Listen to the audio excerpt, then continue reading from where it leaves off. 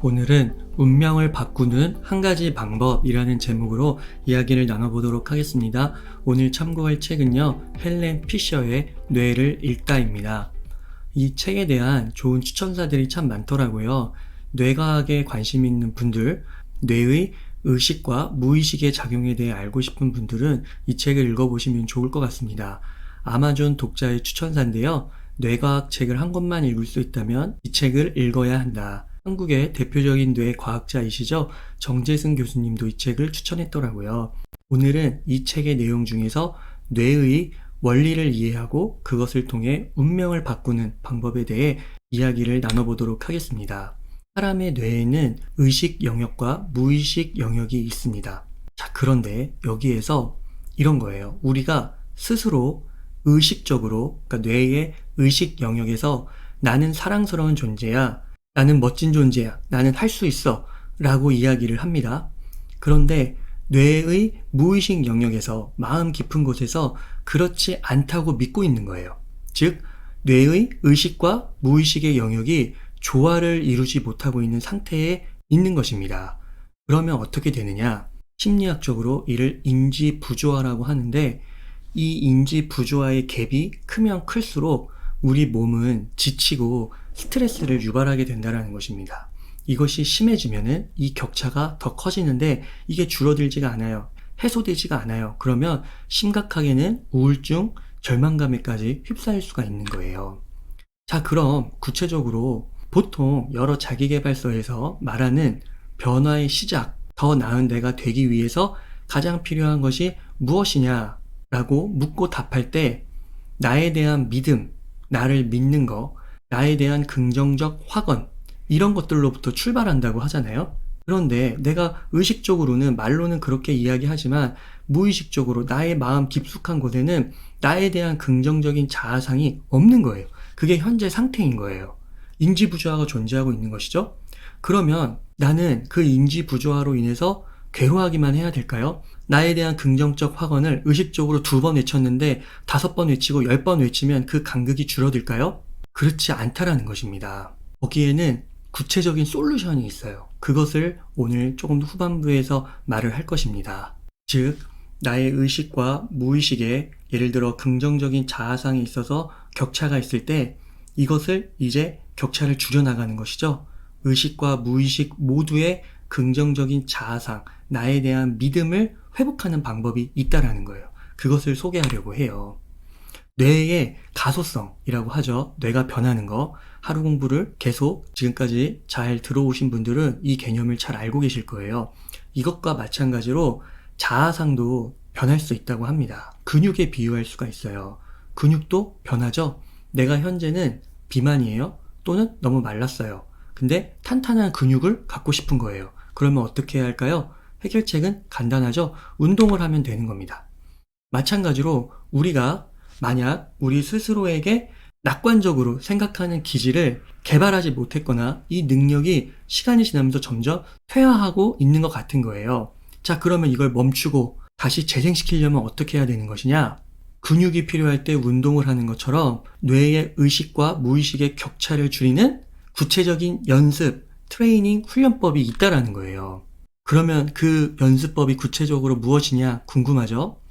운동 근육을 키우기 위해서는 PT를 받고 벤치프레스를 하고 스쿼트를 하는 것처럼 내면의 긍정적인 자아상을 회복하기 위한 훈련도 있다라는 건데, 이 뇌를 읽다의 책에 보면은 정말 다양하게 나옵니다. 그 중에 오늘은 한 가지만, 굉장히 강력한 한 가지만 소개해 드리려고 해요. 바로 매일 감사할 거리를 찾고 노트에 적는 것입니다. 저자의 말입니다. 세계에서 가장 역사가 오래된 주요 종교들이 대부분 감사를 강조한다는 사실은 결코 우연이 아니다. 감사요법은 사고를 전환시켜준다. 그러니까 인지 부조화, 내가 부정적이야, 내가 긍정적이야, 이 사고를 전환시켜서 긍정적으로 일치를 시켜준다는 거예요. 부정적인 거를 긍정적으로 전환시킨다는 거죠. 이렇게 감사요법이 큰 영향력, 큰 기적의 힘, 운명을 바꾸는 힘을 가지고 있기 때문에 실제로 사람을 바뀌었고 오늘날까지도 종교가 사라지지 않고 존재할 수 있었다는 것입니다. 자, 그럼 구체적으로 매일 감사일기를 어떻게 적는 것이냐? 굉장히 구체적인 꿀팁이 나와요. 실천법. 하루에 한 번 감사한 일을 최소 3개에서 최대 5개까지 적는 것입니다. 따로 시간을 정해둬도 되고요. 출퇴근길에 적어도 되고요. 잠들기 전에 적어도 됩니다. 그러니까 시간과 장소에 구애받지 말라는 거예요. 메모 애플리케이션을 사용해도 된다고 말하고 있어요. 즉 쓰는 것이 중요하다는 거예요. 쓰는 거 너무 간단하죠? 그런데 잘 쓰지 않아요. 우리가 운동을 해야 하죠? 근데 운동을 잘 하지 않죠. 똑같은 겁니다. 너무 간단한데 하지 않기 때문에 그 기적의 힘, 운명의 힘을 우리가 만끽하지 못한다는 거예요. 이게 뜬금없는 소리가 아니라요. 추상적이고 막 철학적이고 그런 게 아니라 뇌 과학적으로, 사이언스로 증명이 됐다는 겁니다. 실험 연구 결과로요. 자, 그러면 어떻게 무엇을 쓰면 될까? 감사가 무엇인지 제대로 더 알려면 먼저 감사가 아닌 것이 무엇인지를 이해하는 것이 중요하다고 말하고 있어요.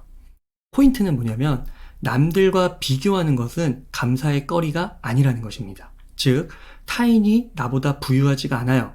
재능이 많지 않아요. 외모가 뛰어나지 않아요. 이런 것들로 내가 감사하게 여기는 것은 진정한 감사가 아니라는 거예요. 남들이 나보다 못한 상황에 있다고 나는 그것보단 나으니까 감사하다. 이것은 진정한 감사가 아니고 오히려 파괴적인 오만함을 낳을 수가 있다는 것입니다. 그러면 제대로 된 감사는 무엇인가? 바로 오늘 하루 나의 삶을 개선하고요. 더 행복하게 만들고요. 의미 있게 만든 사람과 사건들에 집중하는 거예요. 예를 들면 이런 거예요. 아침에 일어났을 때 아기의, 자녀의 천사 미소를 보는 거죠. 아기의 사랑스러운 잠든 모습을 보는 거예요. 출근길에 타인이 나에게 미소를 던지는 겁니다.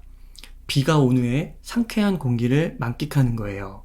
동료, 친지, 친구의 도움이 있었어요. 아름다운 일몰을 볼 수 있는 거, 정시퇴근과 맛있는 식사, 이런 것들이 제대로 된 감사 목록이라는 것입니다. 여러분 어떠신가요? 별것 아닌 것 같죠? 그런데 감사의 효과를 뒷받침하는 실증 자료는요, 정말 차고 넘치고요. 그 영향력은 정말 기적과도 같다라는 것입니다. 그게 이 책에서 계속해서 언급되고 있어요.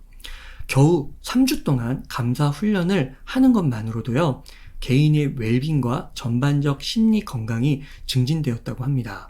활력과 운동량이 증가하고 낙천적 사고가 늘었으며 수면의 질이 향상되었고요. 타인을 돕는데 타인을 더 많이 생각한다는 거죠. 시간을 더 많이 쓰게 되었다는 거예요.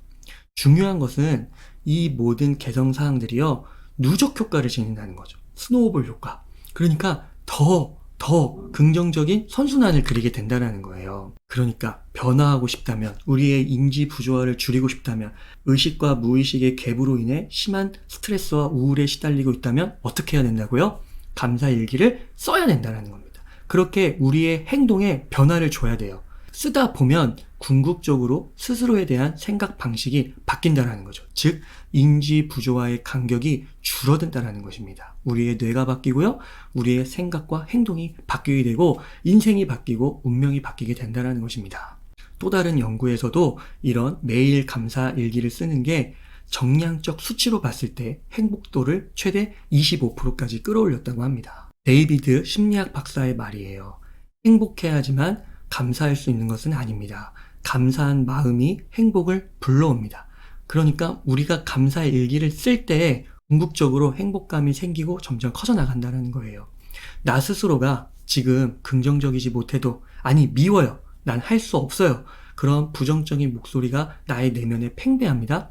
꼭 그런 위치에, 그런 상태에 처한 분이시라면 꼭 매일 감사일기를 적어보시라고 강력히 추천드리고 싶습니다. 첫 술에 배부를 수가 없고요. 간단한 것 같은데 실천하지 않으면 결코 배는 차지가 않는 거예요. 오늘부터 꼭 해보시기를 바라겠습니다. 오늘 내용 정리해 보겠습니다. 운명을 바꾸는 방법이라는 제목으로 이야기를 해봤는데요. 감사하기입니다. 뇌에 의식과 무의식이 있고 이것에 간극이 존재한다고 했어요. 여기에서 우리가 살아가며 고통, 불안, 우울, 절망 이런 것들을 느끼는 건데요. 그 간극을 줄일 수가 있다는 거죠. 그 간극을 줄이는 강력한 의식적 행동 한 가지를 오늘 여러분들께 소개해 드렸습니다. 그것이 무엇인가요? 매일 감사일기를 쓰는 거예요.